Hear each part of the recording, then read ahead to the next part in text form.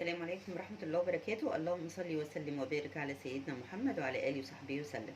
حبايب قلبي، النهاردة هنعمل شوربة كريمة. هنعمل شوربة كريمة بطريقة سهلة وبسيطة ومش مكلفة. يعني هتبقى كده حاجة في اللذيذ كده. عندنا مثلا صدر فرخة بنقطعه مكعبات صغننة. تمام. عندنا مثلا قطعتين بانيه فايضين، برضو نفس القصة، بنقطعهم مكعبات صغيرة كده زي ما انتم شايفين. تمام. ده لتر لبن. طبعا انتوا بتعملوا على حسب كمية اللي انتوا هتعملوه. يعني مثلا عندكم قطعة بانيه صغيرة، هتعملوا يا دوبك ربع كيلو لبن، بالكتير نص كيلو. تمام. ده انا معايا لتر لبن. تمام. ده نص كيلو بانيه انا مقطعاه. ماشي. ومعانا معلقتين دقيق. هي دي المكونات بس. بصوا، هي طبعا بيتحط كريمه لباني، بيتحط قشطه. طيب اللي ما عندوش الكلام ده وعايز يشرب شوربه كريمه مش هيشرب، لا طبعا يشرب. تمام. الكيلو اللتر الحليب ده هيغني عن القشطه. هو مش هيغني قوي برضو، بس هيبقى برضو تمام، طعم جميل. ماشي. ومعلقتين الدقيق ونص كيلو البانيه زي ما قلت لكم، قطعه بانيه، قطعتين صدر فرخه موجود بتاع بنقطعه وبنعمله. ماشي. فهنشوف احنا الطريقه، هتبقى طريقه سهله جدا، مش هتكلفنا زي ما انتم شايفين كده المكونات. تمام. على قد ما تقدروا الحليب حطوا زي ما انتم عايزين. ربع كيلو حليب موجود ماشي، نص كيلو موجود، اللي عندكم المتوفر. تمام. يعني احنا مش هنوقف الوصفه على ايه، على الكميه، لا احنا بنعمل على قدها. تمام. انا معايا نص كيلو بانيه قطعته. تمام. وده لتر حليب ومعلقتين دقيق. بس كده.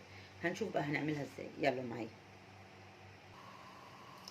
بص حبايب قلبي، انا حطيت اهو حله صغيره كده على النار. تمام.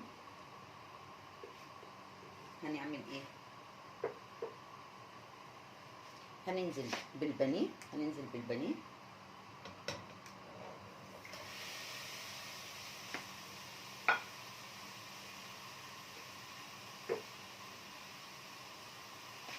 بصوا احنا مش هنقلب كتير فيه علشان خاطر ايه، ما يتبكش الميه بتاعته.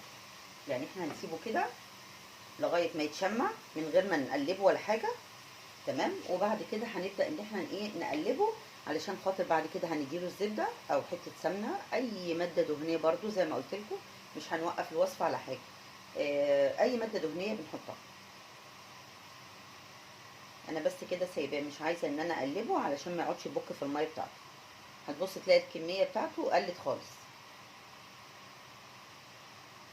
هو مجرد ما بياخد السخونيه بتاعه النار بيبدا يتشمع في بعضه، المسام بتاعته بتتقفل.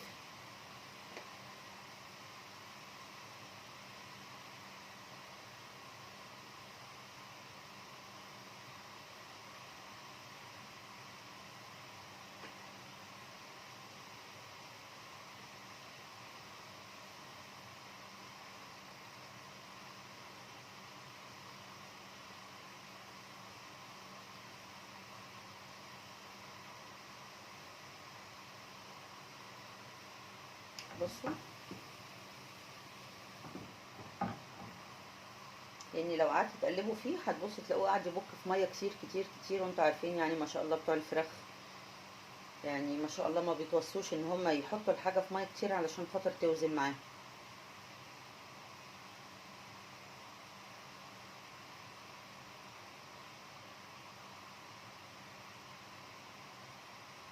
انا دقيقه كده بالظبط وهبدا ان انا اقلبه.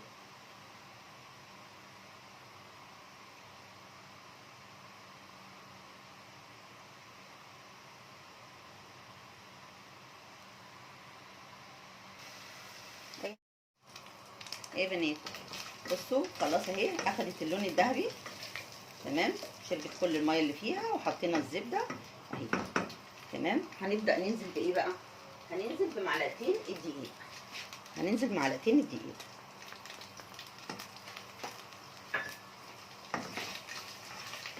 ايدكوا بقى فيها على طول كده.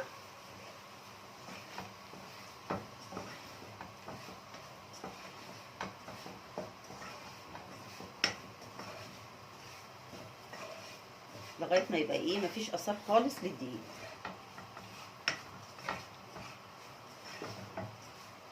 الخطوه دي مهمه جدا.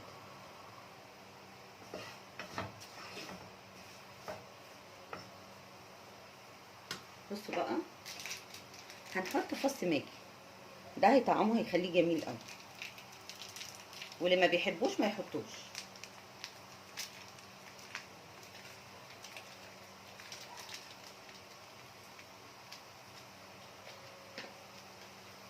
تمام كده.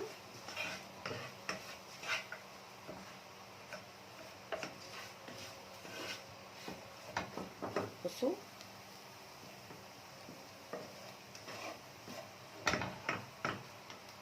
هننزل بقى بايه، بلتر الحليب اللي عندنا. بسم الله الرحمن الرحيم.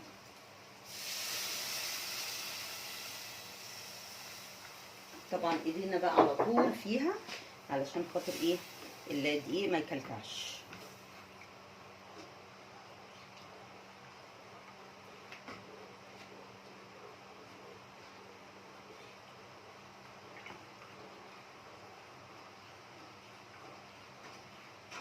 هنحط التوابل بس ايه بعد ما نخلص خالص المرحله دي، عشان ما اسيبش اللبن. تمام. لازم نقعد ايدينا رايحه جايه كده فيها لغايه ما ايه، ما القوام يتقل. بصوا بقى، في حته قشطه مثلا عندكم اللي هي بتاعت مثلا وش اللبن، حطوها. عندكم مثلا كريمه لباني معلقتين ولا حاجه، حطوه. اي حاجه. انا عملت بصراحه بالمتوفر عندي النهارده، يعني اللبن لوحده مش هيقول لا.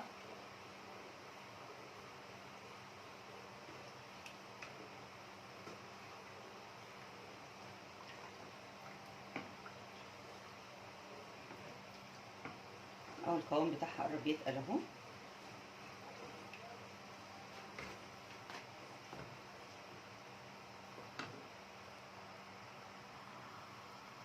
ايه يا حبايبي، بصوا بدأت اهي، هتبدأ تغلي اهي. طالما بدأت تغلي كده تمام، خلاص يبقى كده خلاص. بصوا القوام بتاعها، بصوا القوام بتاعها ما شاء الله كريميه خالص اهي. اهي بصوا، مفيش فيها اي تكتلات ولا فيها اي حاجه. في المرحله دي بقى هنوطي كده، نحط بقى ايه، هنحط الملح. طبعا ما ننساش ان احنا حاطين فص ماجي، تمام، عشان ما تبقاش دلع معانا، يا دوبك شعره ملح كده صغيره. بص حبايبي، اللي عنده فلفل ابيض يحط، ما عندوش فلفل ابيض فلفل اسمر يا دوبك هيحط حاجه بسيطه جدا جدا كده يا دوب.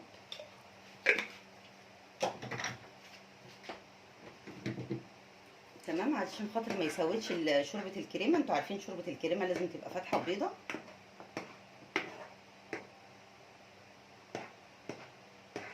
يا دوبك انا حطيت حاجه بسيطه قوي. تمام.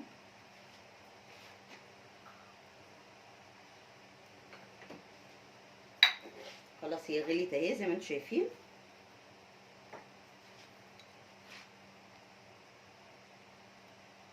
بصوا حبايبي، دي معلقه زعتر، معلقه زعتر هتديها طعم جميل جدا وريحه جميله قوي. معلقه صغننه، بصوا معلقه دي بتاعت الايس كريم.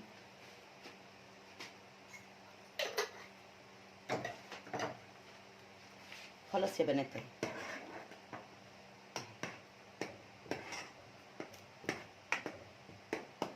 شايفين قوامها يا بنات؟ بصوا خلاص احنا كده خلصناها. انا هطفي عليها وايه، وهحطها بقى ايه في البولات بتاعتها. تمام. ايه يا حبايبي، بصوا ده الشكل بقى النهائي لشوربه الكريمه بتاعتنا. شايفين؟ بصوا القوام بتاعها، بصوا القوام بتاعها عامل ازاي، وشايفينها كريم ازاي، وقطع بقى الفراخ فيها ما شاء الله جميله جدا جدا. الشوربه دي طبعا من الشوربات اللي احنا بنستعملها في رمضان، بتبقى معانا في رمضان على طول على السفره، لازم تبقى موجوده. تمام. مع شوربه لسان عصفور، مش يعني ننوع. تمام. يلا اللي يعجبه بقى شوربه الكريمه بتاعتي سهله وبسيطه، وما خدتش مننا، ما اتكلفتش معانا كتير. تمام. زي ما قلت لكم مفيش كريمه لباني مفيش مشكله، مفيش قشطه مفيش مشكله، يا دوبك ممكن نص لتر حليب نعمل بيه. تمام، ونمشي الموضوع.